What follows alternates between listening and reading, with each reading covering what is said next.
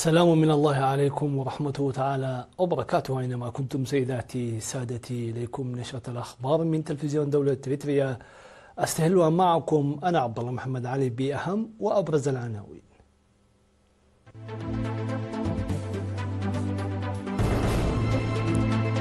وفد جمهورية جنوب أفريقيا يزور البلاد بتفقد المشاريع.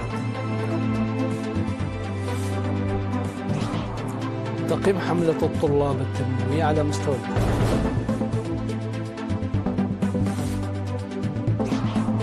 عمليات جراحية للصقار في مستشفى حليبة.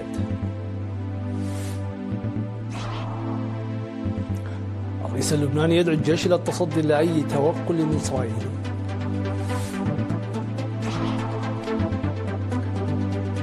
قمة قادة أبيك تنطلق في كوريا الجنوبية بشأن التجارة العالمية. إخوان يجري محادثات مع المستشار الألماني ميرتز. من العناوين إلى التفاصيل. قام وفد جمهورية جنوب أفريقيا برئاسة نائبة وزيرة العلاقات والتعاون الدولي السيدة أنا ثاندي موراكا اليوم 31 من أكتوبر بزيارة المشاريع التنموية في الإقليم الجنوبي. كما أطلع المدير التنفيذي لمؤسسة القلال والمواشي الإريترية الرائد كبراب أبراهام الوفد الزائر على أعمال التنمية الزراعية الجارية في مشروع حلحلة الزراعي لا سيما المحاصيل والفواكه وتربية الأبقار وإنتاج الألبان، واستمع إلى أحاطة من الخبراء. كما قام وفد جمهورية جنوب أفريقيا بزيارة سد مسلام، هذا وقد أجرى الوفد المرؤوس بنائب وزيرة العلاقات والتعاون الدولي جنوب أفريقيا يوم أمس 30 من أكتوبر لقاءات مع وزير الإعلام السيد يمان قبر مسكال لبحث سبل تعزيز التعاون المتبادل في الوسائل الإعلامية الاستراتيجية، والتقى بمسؤول مركز الاستثمار الإريتري الدكتور والداي فطور تناول فيها تعزيز الشراكة والتعاون في مجالات حيوية ذات الاهتمام المشترك. يذكر أن فخامة رئيس السياسة أفورق استقبل الوفد في عدهلو في 29 من أكتوبر وبحث سبل تعزيز العلاقات والتعاون بين إريتريا وجمهورية جنوب أفريقيا. رافق الوفد في هذه اللقاءات والزيارة التفقدية سفير جمهورية جنوب أفريقيا في البلاد السيد بيرسي كومشا. عقدت وزارة التعليم اجتماعا في أسمرة لتقييم حملة الطلاب الوطنية التنموية التي أنجزت في الفترة من 7 من يوليو وحتى 17 من أغسطس من عام 2025 ومناقشة الخطط المستقبلية.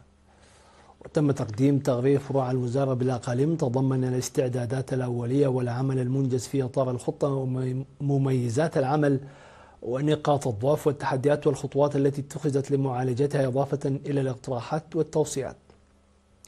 وأوضح مدير فرع حملة الطلاب التنموية في وزارة التعليم السيد فتوي والداي أن حملة هذا العام شارك فيها أكثر من 23500 طالب برفقة حوالي 900 معلم ومنسق من 163 محطة عمل على مستوى البلاد، وأنه تم إنجاز 78% من البرامج التي خطط لها والذي ركز على أعمال الحفر للتشجير وقبس الشتلات إلى جانب أنشطة الحفاظ على المياه والتربة وغيرها من أنشطة تنموية ذات صلة. وحث المشاركون على دمج برامج التنمية في المناهج وتوضيح مهام الشركاء المعنيين وتنسيقها، والبحث بشأن عقوبات مالية بديلة للمتخلفين عن مشاركة وتقييم مستوى نمو الأشجار. وأشار ممثل وزير التعليم السيد بيدروس هايلا مريم في كلمته أن التقييم مهم لفعالية الحملة، وحث على تعزيز التنسيق بين الشركاء. حملة الطلاب التنموية برنامج وطني بدأ في عام 1994، وهو برنامج يشارك فيه طلاب المدارس الثانوية خلال العطلة الصيفية. وتشير التقارير أن في 27 دفعة التي نظمت شارك حوالي 600 ألف طالب.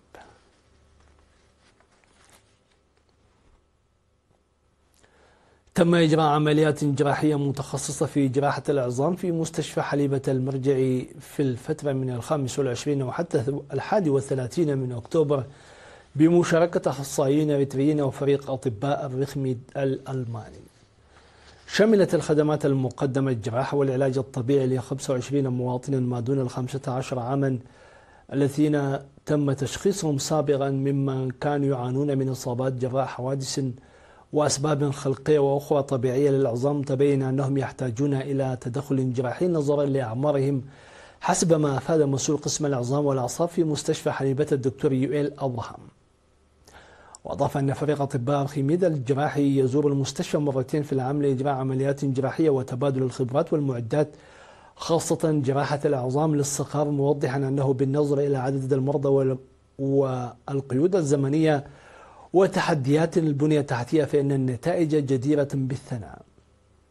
وناشدت الممرضة وينيش تسفى الجهات المعنية لخلق بيئة ملائمة للأخصائيين الإريتريين للاستفادة من الخبرات وتبادل التقنيات الجراحية الحديثة التي يتلقونها من المشاركة في هذه العمليات، مذكرة أن دعم الفريق الألماني مهم نظرا لصعوبة الحالات مع عدد المرضى الكبير. وذكرت ممثلة فريق أرخميدا الطبي الممرضة كانسيا شتالدوبا أن الأنشطة المماثلة تلعب دورا هاما في تبادل المعرفة والخبرة وتدريب الأخصائيين الإريتريين على إجراء العمليات التي تتطلب إجراء طارئا.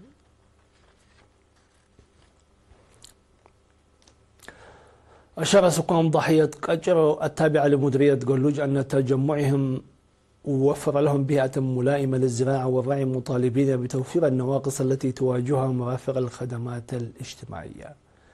وقالوا أن معظم محاصيلهم في حالة جيدة نتيجة الهطول الجيد للأمطار، داعين إلى اتخاذ إجراءات مهنية لمنع تأثر محاصيلهم سلبا بالأعشاب الضارة.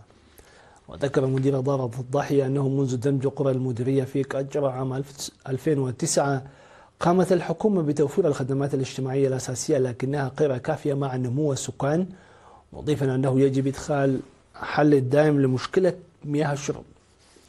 وحث السكان الجهات المعنية لتسريع مشروع مياه الشرب حجر قجر الذي تعمل عليه مؤسسة مشاريع الدهلو.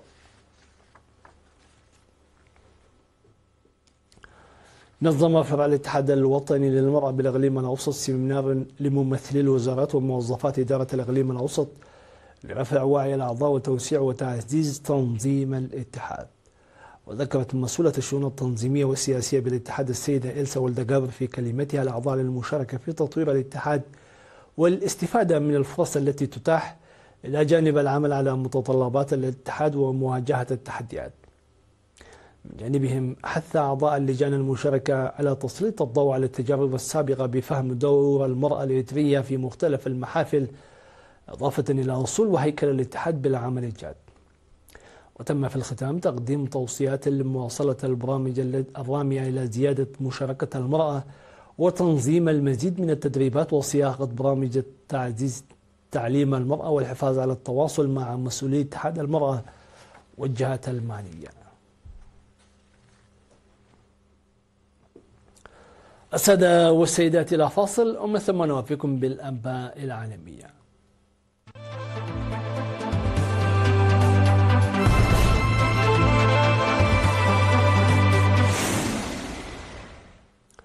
وفي الشأن العالمي، طلب الرئيس اللبناني جوزيف عون من الجيش التصدي لأي توقل إسرائيلي بعد ساعات من مقتل موظف بلدي في قرية حدودية بجنوب البلاد بنيران قوة عسكرية إسرائيلية. وأفادت رئاسة الجمهورية أن عون طلب خلال استقباله قائد الجيش تصدي الجيش لأي توقل إسرائيلي في الأراضي الجنوبية دفاعا عن الأراضي اللبنانية وسلامة المواطنين، معتبرا أن قتل الموظف يندرج في سلسلة الممارسات الإسرائيلية العدوانية. وأفادت الوكالة الوطنية للإعلام الرسمي أن قوة إسرائيلية توقلت في بليدة وقتلت الموظف الذي كان يبيت في غرفة داخل مبنى البلدية.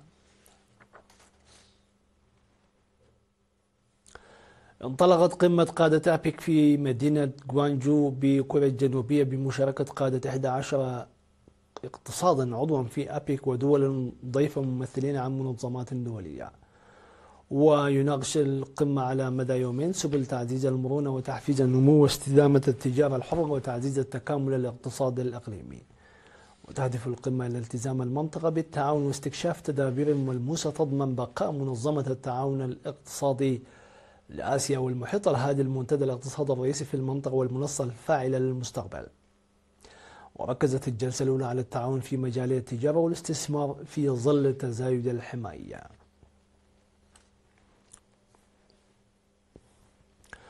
أجرى المستشار الألماني فريدريش ميرتس أول زيارة إلى تركيا منذ توليه منصبه، حيث التقى الرئيس رجب طيب أردوغان.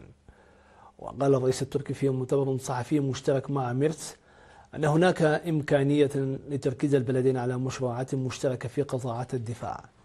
وأكد أردوغان في ضوء الظروف الأمنية المتقيرة في أوروبا يجب أن نترك وراءنا المشكلات في شراء منتجات الصناعات الدفاعية والتركيز على المشروعات المشتركة.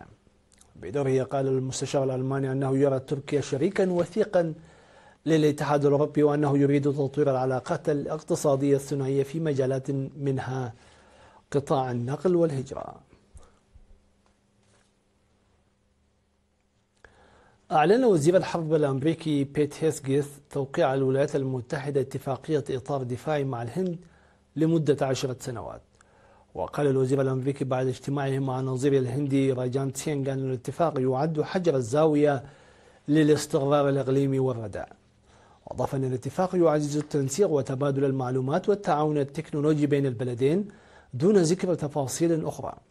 وكانت وكالة رويترز للأنباء نقلت عن مسؤولين هنود في أغسطس الماضي أن نيودلهي علقت خطط شراء أسلحة وطائرات أمريكية جديدة في أول إشارة عملية منها إلى الرسوم الجمركية التي فرضها الرئيس الأمريكي دونالد ترامب على صادراتها حينها.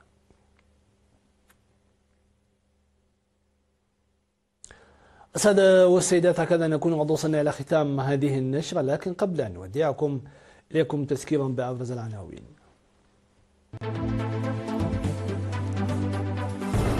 وفد جمهورية جنوب أفريقيا يتفقد المشاريع التنموية. تقييم حملة الطلاب التنموية على مستوى البلاد.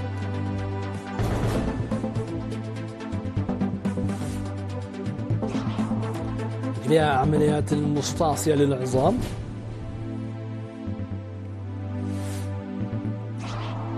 الرئيس اللبناني يدعو الجيش إلى التصدي لأي توغل إسرائيلي.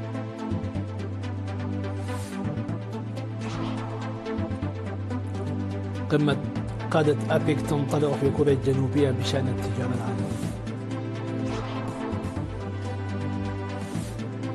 أردوغان يجري محادثات مع المستشار الأمريكي في أنقرة.